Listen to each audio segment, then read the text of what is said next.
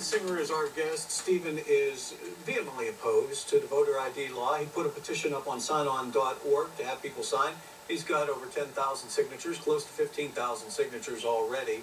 And he's asking the state Supreme Court to step in and pretty much nullify what Judge Simpson did last week in saying that, no, you can't.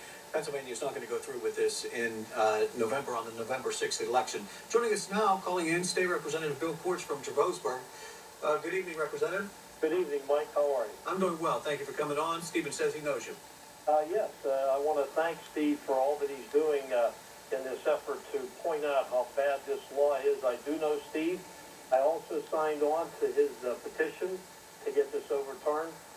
Let me state for the viewing folks that, number one, I am a Democrat. Number two, I'm a state representative in the State House, and I fought vehemently against this bill. When you read the details, you'll see that the devil is clearly there. This is nothing more than voter suppression.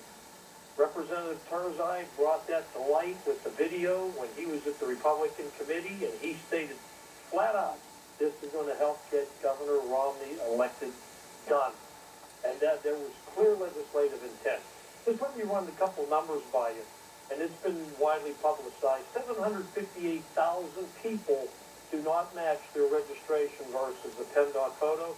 In my district, I have 3,758. Let me mention a couple of those. The nuns that live in my district, the religious order over at St. Agnes School, the two nuns there, won't be allowed to vote. They're legal, eligible American citizens, and they are going to be denied the right to vote because their driver's license, which has their original birth name, and I'm not going to use their real name Sure. for sake of audience, I'll just say Cynthia Mary Gilbert, and her registration is Sister Mary Gilbert. Both nuns have to re-register them. So the religious order is being impacted.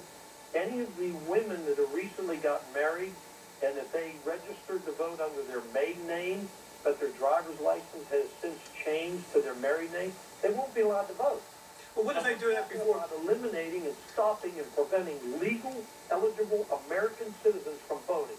I expect that in Russia and China and India and Iran, not the United States of America. But Representative Courts, don't they have time now to be able to do that before November 6th, the married women to change their maiden names to their married names? They know that. How do they know? I don't think people are really educated to know that that driver's license or photo ID must match exactly to the registration. I registered 40-some years ago.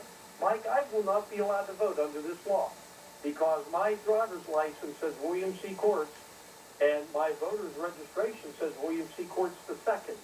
Okay? Because I'm the second. But I forgot to put that on my driver's license when I got it renewed a while ago. And do you really think that would be prevented? You think that somebody at your voting precinct would say, "Sorry, Bill, this doesn't match up"? Technically, they could do that under this law. Technically, they could do that. Now, let me tell you what happened last. But wouldn't you also, because it's been brought up before, you'll get a provisional ballot, and you'll be able to do that, and then you'll have to show that you really are who it came up on your ID. Well, I wonder if I go down and I show them on William C. Courts on my driver's license, they could say, "Oh, doesn't match up. Sorry, okay. Throwing your vote away." Yeah, but won't it be the same for Republicans too? Same for Republicans, sure.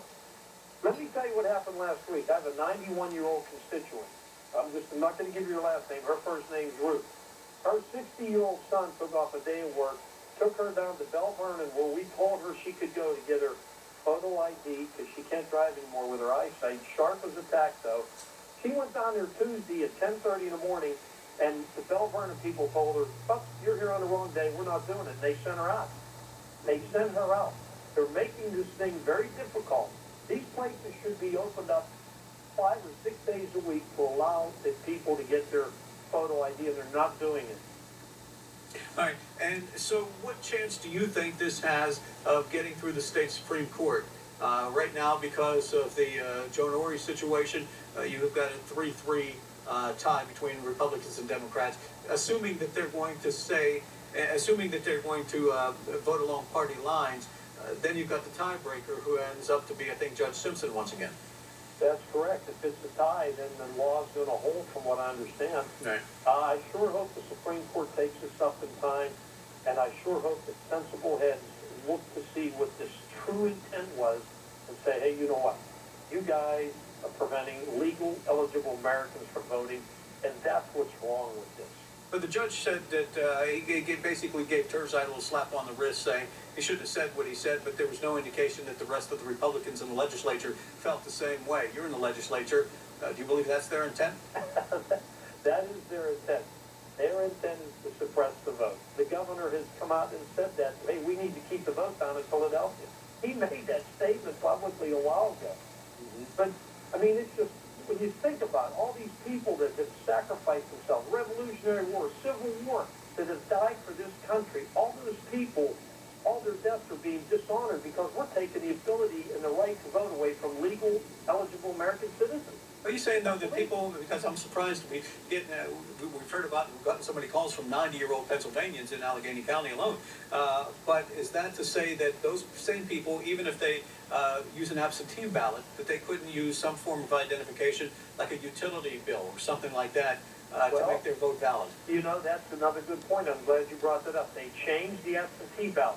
Probably 90% of the people don't know that out there. But they're using a new absentee ballot this time. And that absentee ballot, all you have to put on there, you don't have to show a photo ID. All you have to do is write in the last 4 digits of your Social Security number, or if you do have a driver's license, the 7-digit identifying number of your driver's license. You don't even have to show a photo ID. So, and Dan Frankel made a good point. Representative Frankel said, well, if you can do that in absentee, why can't you do that at the voting polls? Right. Wherever you are, take your Social Security card with your name in that. And what was the response? Oh, they didn't want to hear it. Dan brought that up into the news. That was in the newspapers. He brought that up to the media. Right. If it's okay for absentee ballots, why isn't it okay if you go to the voting poll and show some ID or show a Social Security card? It's just they've made it so restrictive, Mike. That's what's bad about this. State Rep. Bill Court's on the phone with us from Javosburg. Stephen Singer in studio, activist against the voter ID law. We're going to continue this on. Representative Court, can you stick with us? Yes, sir. All right, we'll do that and more of your phone calls coming up at 412-333-PCNC on Night Talk.